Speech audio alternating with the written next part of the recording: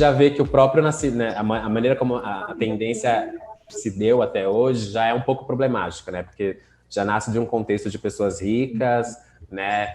De pessoas geralmente heterossexuais, brancas, enfim, aí já tem algumas problematizações sobre como macro tendências se davam do sistema, né? Que não fazem tanto mais sentido hoje. A tendência geralmente começam, né, por um trend spotter que mapeia a tendência, né, vende essa tendência para o mercado, para se criar os produtos. A partir do momento que são criados os produtos, tem a galera que são os inovadores, né? A galera que adota primeiro, né? Tipo, que são os que realmente estão na ponta de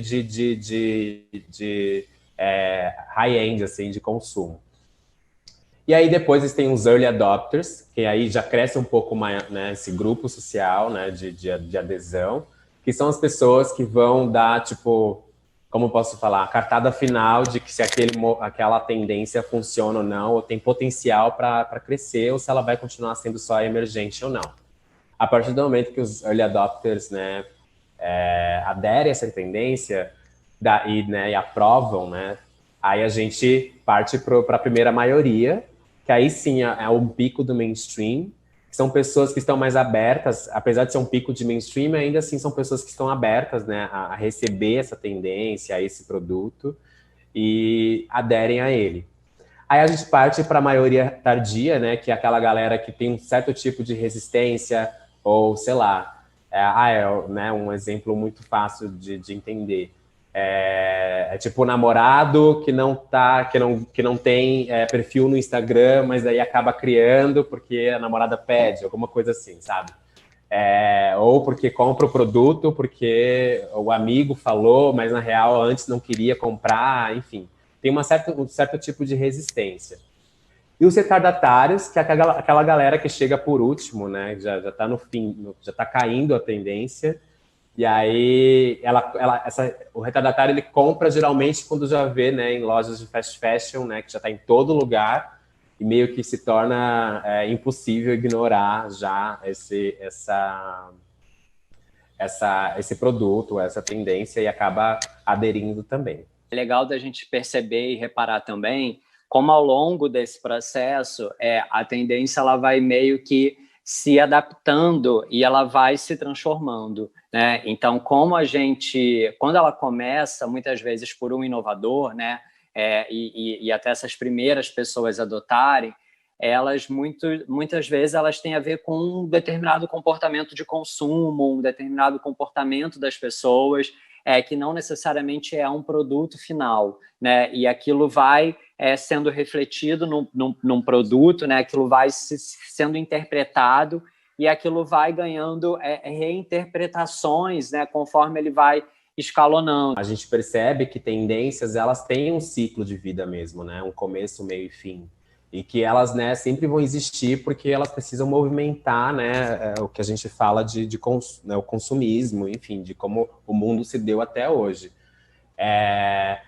E as ondas comportamentais, na real, elas têm uma profundidade maior, um impacto maior na sociedade. Então, ondas comportamentais, qual que é a diferença entre tendência e, né, ondas comportamentais? Ondas comportamentais, elas agem como um movimento, geralmente, né, de contracultura, enfim, que provoca mudanças assim muito muito profundas, né, sociais. Eu gosto sempre de falar também sobre o que não é tendência, né? Eu acho que é uma forma das pessoas entenderem bem também o assunto. Primeiro, tendência não necessariamente tem a ver com inovação. Falar de macro tendências no mundo em que você pode ser quem você quer ser, a hora que você quer ser, e falar de um jeito que é top-down, né?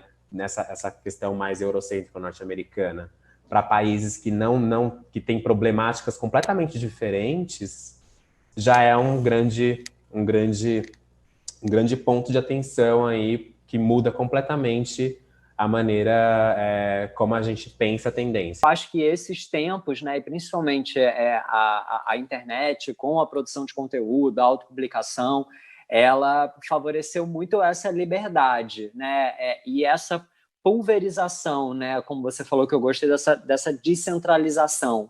Então, isso eu acho que impacta muito essas macro tendências, né, que a gente durante muito tempo via elas se espalharem e se disseminarem por grupos muito grandes, e hoje é como se elas estivessem mais descentralizadas e mais nichadas, né? E como se a gente tivesse mais movimentos paralelos e mais pessoas passeando, né?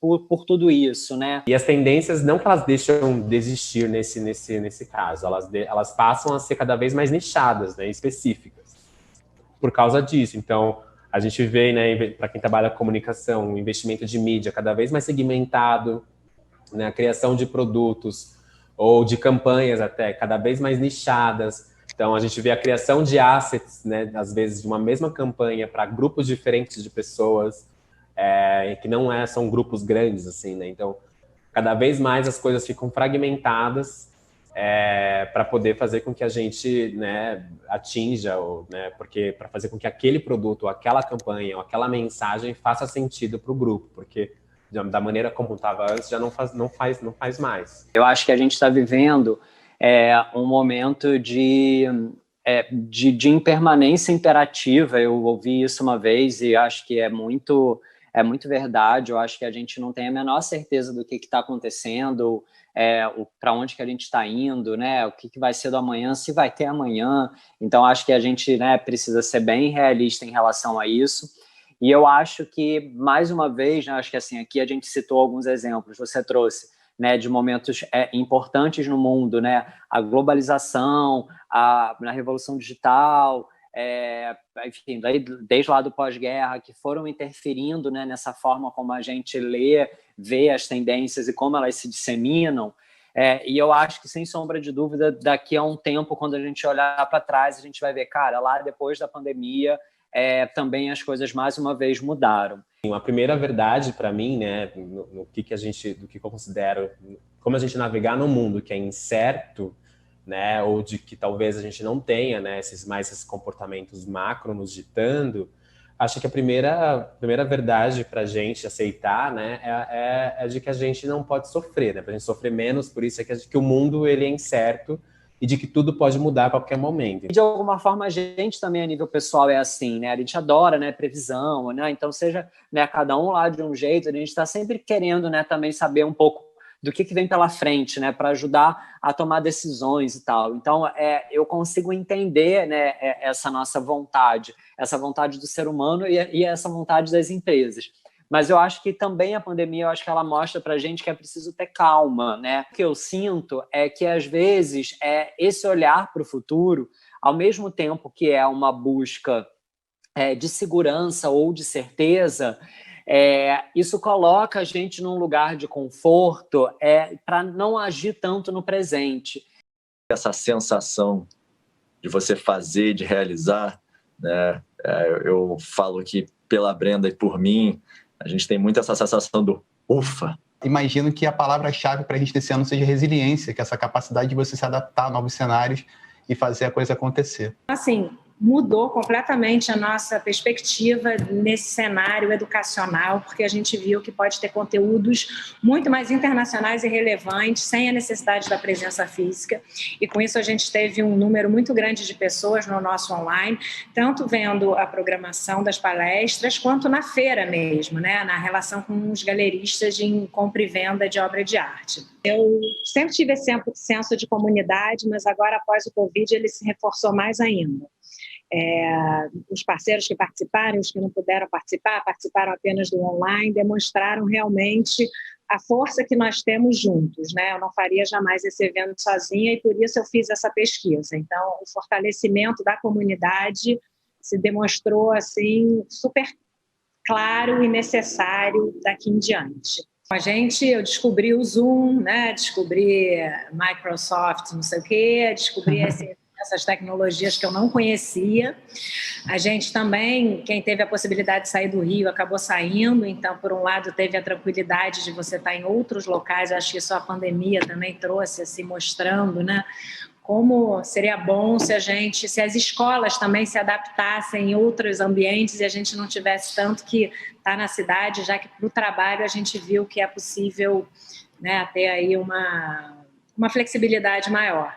Mas foi muitas reuniões através de Zoom, através desses meios digitais, muito WhatsApp, muito telefonema também. E quando a gente decidiu fazer o evento, aí não teve jeito. Aí a gente começou a se encontrar pelo menos uma vez por semana. Minha equipe toda, até hoje, a gente tem um escalamento, então não tá, esse é nosso escritório, mas não fica todo dia as mesmas pessoas.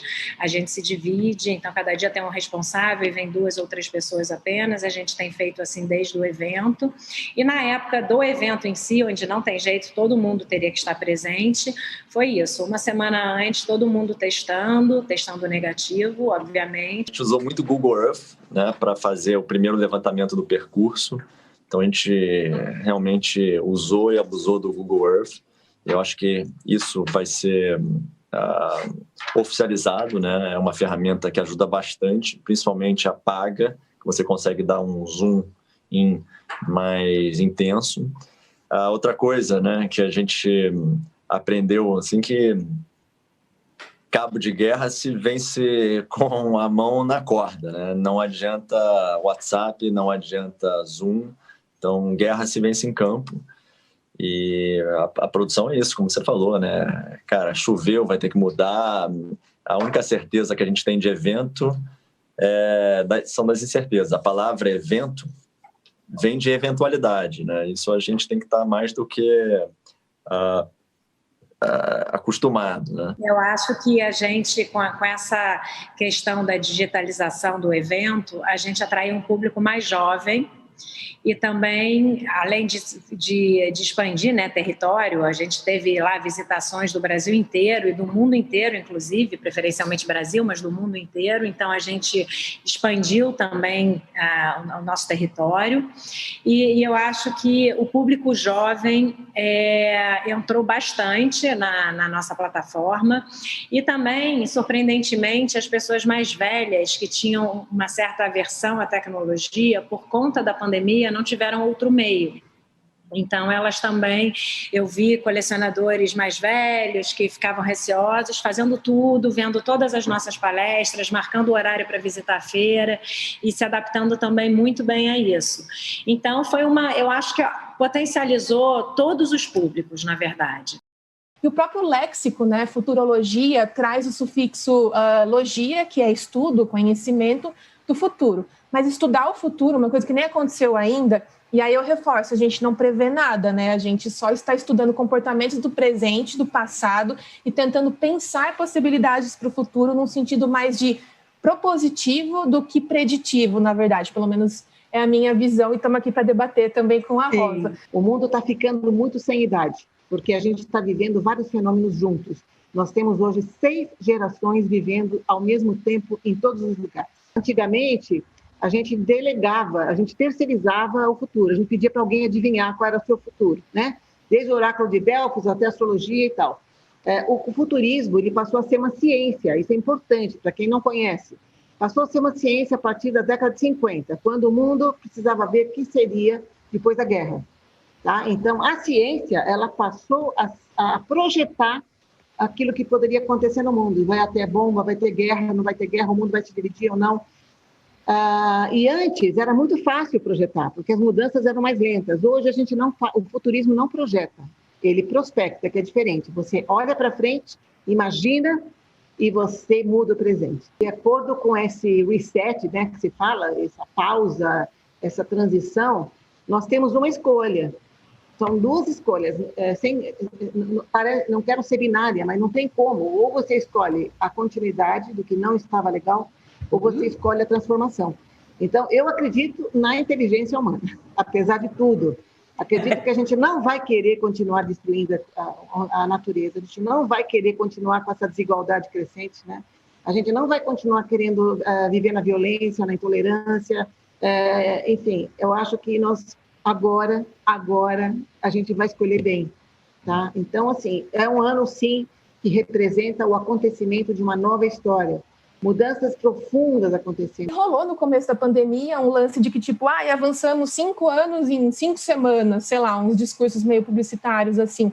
E, na verdade, é porque bateu a água, né? Não é porque necessariamente realmente inovou. As coisas já existiam há um tempo, mas agora as empresas, as pessoas precisaram ser obrigadas a mudar. Então, é muito doido como a gente só muda quando realmente tem uma coisa muito catastrófica, né? Porque já estava sendo dito tudo isso antes, não no sentido preditivo, mas de sugestão, né? De sugerir que outras formas podem ser mais interessantes ou mais relevantes para a gente se pensar a vida, o trabalho e todas as coisas. A espécie humana é a única capaz de pensar no futuro, né? Nosso sistema cerebral, ele, assim como ele se movimenta para o passado, ele se movimenta com a mesma vitalidade para o futuro.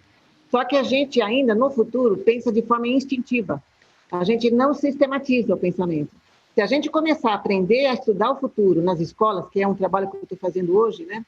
Se você começa a trazer ciência nisso, você estrutura isso na sua mente e você pode criar coisas incríveis. Então, o futuro não pode ser apenas um pensamento instintivo, que é inato ao ser humano, mas ele tem que ser um pensamento estruturado e sistematizado. A ansiedade é o mal do século, então acho que não tem como dispensar essa ansiedade, né? Agora, pode diminuir um pouquinho quando você pensa no seguinte: o futuro, ele não é previsível, né? Ele não se prevê. Então, esquece. Não precisa ficar querendo prever.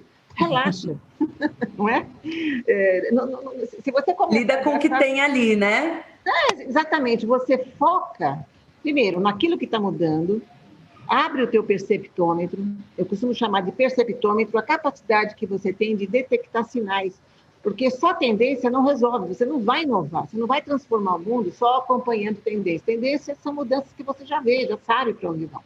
Então, você tem que acompanhar, detectar os sinais, é divertido. Você tem que ser curioso. Eu acho que quando a gente fala sobre tendências, a gente, na verdade, está falando menos sobre o que vai ser, mas o que a gente gostaria que fosse. Quando eu comecei a trabalhar com futurismo, eu falava, gente, mas como você consegue falar que a tendência é o futuro compartilhado, por exemplo?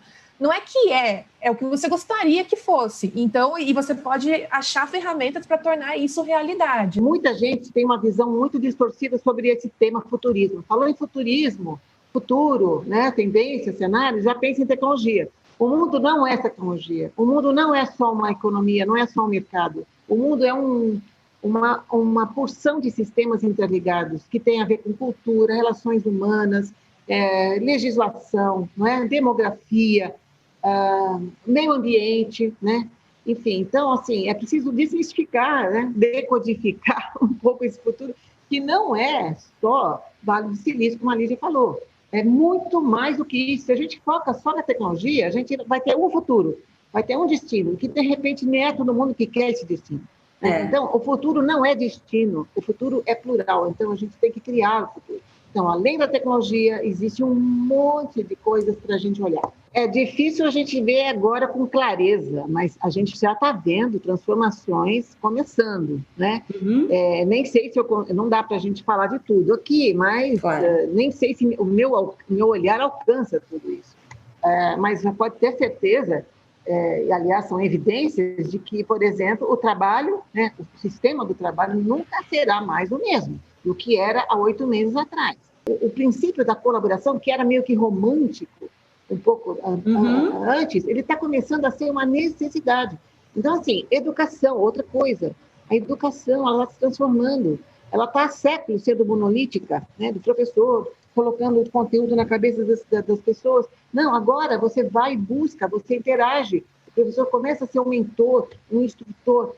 Olha, eu vou te dizer, não tem como a gente negar que essas mudanças estão acontecendo. O sistema capitalista ele está sendo profundamente revisto, isso já vinha de lá, mas com essa pandemia ele começou a se acelerar porque começou a ficar visível, muito mais visível, visíveis ficaram as distorções do sistema.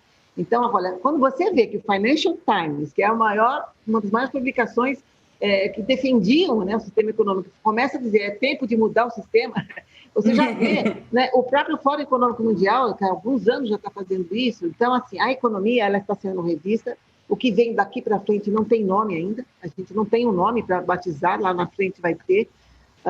Mas certamente não vai ser mais esse sistema. Quando aconteceu a primeira Revolução Industrial, ninguém falou poxa, estou vivendo a primeira revolução industrial, a partir de amanhã começa a primeira revolução industrial. A gente não sabe que a gente está vivendo nisso, é só depois que a gente vai refletir e dar nome às coisas para organizar didaticamente, né? Então, a gente não sabe exatamente o que a gente está vivendo agora. Mas quando a gente conta, né, possibilidades, expectativas, quando a gente organiza o mundo em narrativas, em linguagem, a gente tem que dar um nome, assim, para poder organizar o nosso raciocínio, né? E, às vezes, a gente acaba fazendo o que chamam de vaporware, né? Que é aquela tecnologia, aquele projeto, aquela imagem de futuro que parece linda e maravilhosa, mas que talvez nunca se concretize ou nem possa ser concretizada porque não funciona, né? Essa pandemia está levando a uma próxima revolução. Que revolução é essa? Que nome é esse? Não sei. Eu sei que é um X. X.0, Y.0. Agora, o que eu quero trazer é que a tecnologia tem que fazer perguntas. A gente tem que começar... Para que serve a tecnologia? Né? Para transformar o mundo melhor, para ir para Marte. Eu não sei se para Marte vai resolver o problema, porque a gente vai abandonar o problema aqui da Terra, que a gente criou, vai deixar esse planeta devastado para devastar Marte. Né? Eu acho que o fim tem que ser a valorização do ser humano, aquilo que é essencialmente humano. A gente não passa a ser ferramenta utilitária, sabe? Eu não quero ser robô, eu não quero ser produtivo.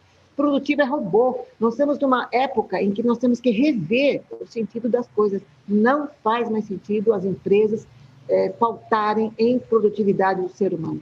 O ser humano precisa ser feliz. Crianças não têm que ser produtivas nas escolas, elas têm que ser felizes. Então, assim, gente, é um momento.